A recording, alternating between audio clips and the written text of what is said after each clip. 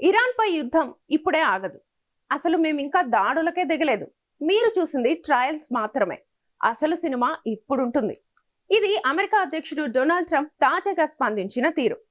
Iran supreme Khamenei అతడి పరివారాన్ని ఇజ్రాయెల్తో కలిసి America దాడి చేసి మరీ హతమార్చింది. ప్రతీకార దాడులతో ఇరాన్ రెచ్చిపోతున్నా ట్రంప్ పిచ్చలైట్ గా తీసుకుంటున్నారు. ఇరాన్ బేషరతుగా అణు ఒప్పందానికి రావాల్సిందే, కాదు కూడదు అంటే దాని వద్ద ఉన్న అణ్వాయుధాల్ని సర్వనాశనం చేస్తామంటూ ట్రంప్ తనదైన శైలిలో హెచ్చరిస్తున్నారు. ఇంతకీ ఈ యుద్ధం ఆగదా? మూడో ప్రపంచ యుద్ధానికి దారితీస్తుందా? ఇరాన్ సుప్రీం లీడర్ ఖమేనీ మరణంతో ఇరాన్ ఆగ్రహంతో నిలువెల్లా ఊగిపోతోంది. అమెరికాకు బలమైన పాఠం నేర్పాలని ఉబలాట పడుతోంది. అమెరికా స్థావరాలున్నా, అమెరికాకు మద్దతుగా నిలుస్తున్న గల్ఫ్ దేశాలపై ఇరాన్ తన క్షిపణులు, డ్రోన్లతో విరుచుకుపడుతోంది. యుఏఈలోని దుబాయ్, అబుదాబి విమానాశ్రయాలు, ఖతార్, బహ్రెయిన్, ఒమన్ లోని డువామ్లపై ఇరాన్ డ్రోన్ క్షిపణి దాడులు జరిగాయి. సౌదీ అరేబియా ఈ దాడులను తీవ్రంగా ఖండించింది. ఉగ్రవాద దురాక్రమణగా పేర్కొంది. గల్ఫ్ కోఆపరేషన్ కౌన్సిల్ దేశాలు ఇరాన్ దాడులను ఖండిస్తున్నాయి. అయితే ఇరాన్ ప్రతీకార దాడులు ట్రంప్ ను కొంచెమైనా కదిలించలేకపోతున్నాయి. ఇవి కేవలం ఉడత ఊపులుగా ట్రంప్ భావిస్తున్నారు. పైగా ఈ విషయం మాకు తెలుసు, ఇరాన్ ఎంత దూరం దాకా వెళ్లగలదో మా అంచనాలు మాకున్నాయన్నట్లున్నారు ట్రంప్. ఇరాన్ లో చెత్త ఏరేస్తున్నాం, ప్రజలు బయటికి రావద్దు, మా దాడులు చాలా భీకరంగా ఉండబోతున్నాయి, అవసరమైతే గగనతలంతో పాటు భూతల యుద్ధం చేస్తాం అంటున్న ట్రంప్ మాటల్ని పరిశీలిస్తే ఇరాన్ బేషరతుగా లొంగిపోయేదాకా వదిలేలా లేరని అర్థమవుతోంది. ఇంతకు అమెరికా ఇరాన్ పై ఇంతలా దాడులు చేయడానికి కారణమేంటి? ట్రంప్ చెబుతున్న కారణాలే పలు విధాలుగా ఉంటున్నాయి. మొన్నటిదాకా ఆ దేశంలో ఖమేనీ ప్రభుత్వ వ్యతిరేక నిరసనకారుల్ని పిట్టల్లా కాల్ చేస్తుంటే చూస్తూ ఊరుకోబోమని అంటూ వచ్చారు. ఒకవేళ ఈ కారణమే నిజమైతే మరి ఆ దేశాన్ని అస్థిరపరిచేందుకు బయట నుంచి మంట రాజేస్తున్న అమెరికాది కూడా అంతే తప్పుందని పరిశీలకులు అంటున్నారు. ఇప్పుడేమో ఖమేనీది రాక్షస పాలన, పిచ్చోడి పాలన అంటూ వ్యాఖ్యానిస్తున్నారు. ఇలాగే వదిలేస్తే ప్రపంచానికే ముప్పు అన్నది ట్రంప్ వాదన.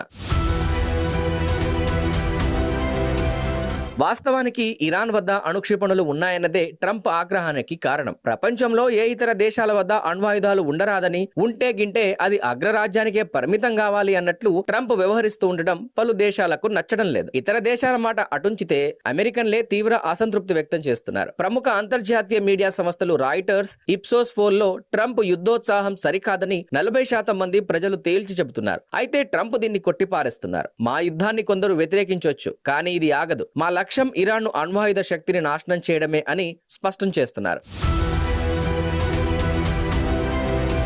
ఇరాన్ నిజంగానే భీకర ప్రతిదాడులు చేస్తోందా? గల్ఫ్ దేశాలు ముప్పుతో అల్లాడిపోతున్నాయా? ట్రంప్ ఏమాత్రము తగ్గట్లేదా?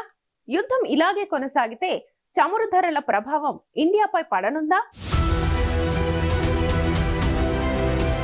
ఇరాన్ తన ప్రతీకార దాడుల్ని ఆపరేషన్ రోరింగ్ లయన్ పేరుతో చేపడుతోంది. గల్ఫ్ దేశాల్లోని అమెరికా సైనిక స్థావరాలను, చమురు క్షేత్రాలను, కొన్ని కీలక నగరాలను లక్ష్యంగా చేసుకుని ఈ దాడుల్ని కొనసాగిస్తోంది. Dubai international airport, Jebel Ali port, అబుదాబిలోని జాయిద్ ఎయిర్పోర్ట్ తదితర ప్రాంతాల సమీపంలో పేలుళ్లు సంభవించాయి. భద్రతా కారణాల దృష్ట్యా విమానాశ్రయాలను తాత్కాలికంగా మూసివేశారు. అంతర్జాతీయ మీడియా రిపోర్ట్ల ప్రకారం ప్రధాన నగరాల్లో సైరన్లు మోగి ప్రజలు షెల్టర్లలోకి వెళ్లినట్లు తెలుస్తోంది.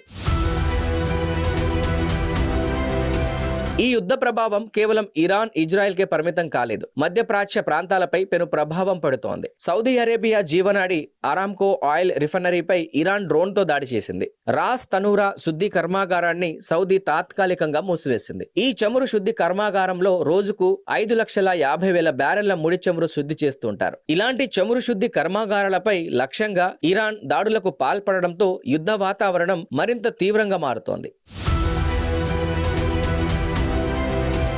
ఇరాన్తో మేం చేస్తున్న పోరాటంలో అమెరికా సైన్యంలో ప్రాణ నష్టం జరగవచ్చు, అమెరికా హీరోలను కోల్పోవచ్చు, కానీ యుద్ధంలో ఒకవైపే నష్టం ఉండదు కదా. ఇది తెలిసి మేం ముందుకు సాగుతున్నాం అంటే అది భవిష్యత్తు కోసమే అని ట్రంప్ అంటున్నారు. అంతేకాదు ఇరాన్ ఇప్పుడే కాదు ఇంకెప్పుడు అణ్వాయుధాల ఊసే ఎత్తడానికి వీలుండరాదు. ఇది అమెరికా విధానం. నా ఏలుబడి ఉన్నంత కాలం ప్రపంచంలో ఏ ఉగ్ర ప్రభుత్వం వద్ద అణ్వాయుధాలు ఉండరాదు. ఇది నా శాసనం అంటూ ట్రంప్ చాలా స్పష్టంగా తేల్చి చెబుతున్నారు. కాబట్టి ఈ యుద్ధం ఇరాన్ లో నిరసనకారులకు మద్దతుగా కాదు, కేవలం ఆ దేశ అణుశక్తిని నాశనం చేయడానికి మాత్రమే అని తెలుస్తోంది. అగ్రరాజ్యం అమెరికా, ఇజ్రాయెల్ దేశాలపై ఇరాన్ చేస్తోన్న ఒంటరి పోరుపై ప్రపంచ దేశాల్లో పలువురు మద్దతు పలుకుతున్నారు. ట్రంప్ నిరంకుశ వైఖరిని తప్పుపడుతున్నారు. కానీ ఇదే సమయంలో మరికొన్ని వర్గాలు తాజాగా మరణించిన ఇరాన్ సుప్రీం ఖమేనీ కొనసాగించిన మతోన్మాద పాలన అంతమైందని హర్షం వ్యక్తం చేస్తున్నారు కూడా. కారణాలెన్ని ఉన్నా కూడా ప్రారంభించిన యుద్ధం త్వరగా అంతమవుతుందా, లేదా మరో రష్యా ఉక్రెయిన్ వార్లా ఏళ్ల తరబడి కొనసాగుతుందా? అదే జరిగితే ప్రపంచ దేశాల పరిస్థితి ఏంటి?